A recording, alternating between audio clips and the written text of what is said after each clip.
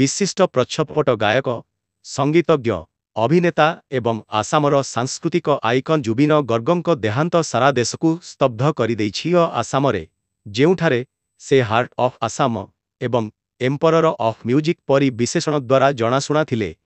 एही दुख कौनसी जातीय दुखद घटना ठारू कम नथिला। सेप्टेम्बर 19, 2025 रे सिंगापुर रे एक स्कूबा डाइविंग दुर्घटना तांकर आकस्मिक मृत्यु खबर जंगल निया परी व्यापी थिला।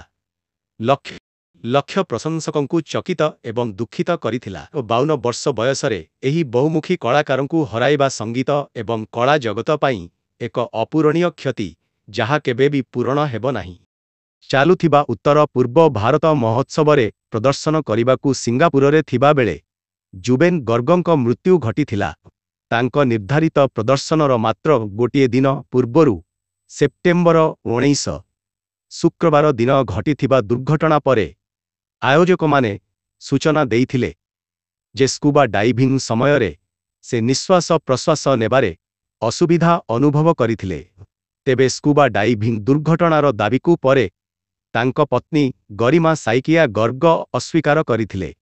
से गणमाध्यमकू कहिथिले जे जुबेन तांको बंधुमानंक सह डंगारे एक द्वीपकू जाइथिले एवं समस्ते लाइफ जैकेट पिंधिथिले, किंतु जेतेबेले जुबेन पुणी थरे गाधोइबाकू गले तांकू हठात आघात लागिला।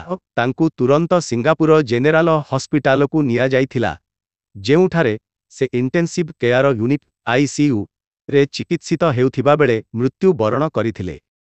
एहा मध्य प्रकाश पाइथिला जे जुबेन पूर्वरु अपस्मार रोगर शिकार होइथिले, जहा तांको मृत्युर कारण विषय रे अनेक कल्पनाजल्पना सृष्टि करिथिला। सिंगापुर कर्तृपक्षंक द्वारा जारी करा जाइथिबा मृत्यु प्रमाणपत्र रे मृत्युर कारण बुडीजिबा बोली दर्शा जाइछि।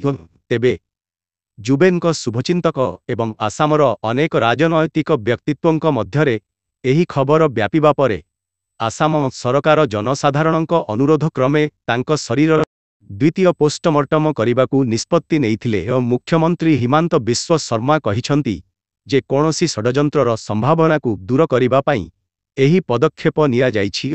एही समय रे तांको मैनेजर एवं उत्सवर आयोजकंक तरफरु अवहेला अभियोग करी किछि पुलिस अभियोग मध्य दाखल करा जाइथिला। एही मामला तदंत पाई सीआईडी को हस्तांतर करा जाइथिला। जुबेन गर्गଙ୍କ पार्थिव शरीर रविवार दिन सिंगापुररु गुवाहाटी रे पहुंचीथिला, जेउठारे हजार हजार प्रशंसक शेष दर्शन करिबा पाई भीड़ जमाइथिले। गुवाहाटी विमानबंदररु तांको बासभवन पर्यंत 25 किलोमीटर लंबा रास्तारे हजार हजार लोक धाड़ी रे छिड़ा होई सेमानंक प्रिय कलाकारंकु श्रद्धांजलि अर्पण करिथिले।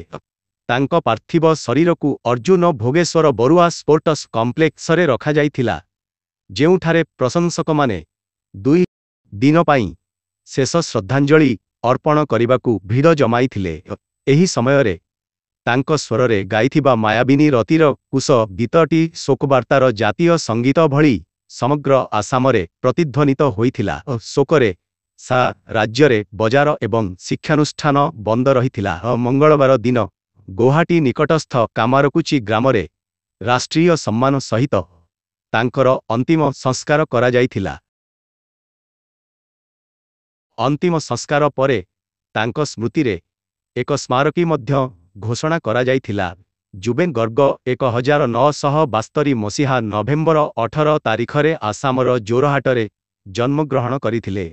1992 रे तांकर प्रथम आलबम अनामिका सहित तांकर संगीत क्यारियर आरंभ होइथिला।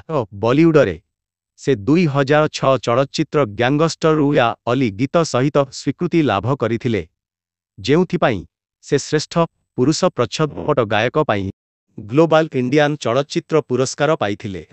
से 40 रु अधिक भाषा रे 38,000 रु अधिक गीत गाइथिले, जहा तांकू आसामर सबुठारु लोकप्रिय एवं प्रभावशाली संगीतज्ञ मानंक मध्यरु जणे करिथिला। संगीत व्यतीत से जणे अभिनेता, निर्देशक, लेखक, संगीतज्ञ एवं सामाजिक कर्मी मध्य थिले।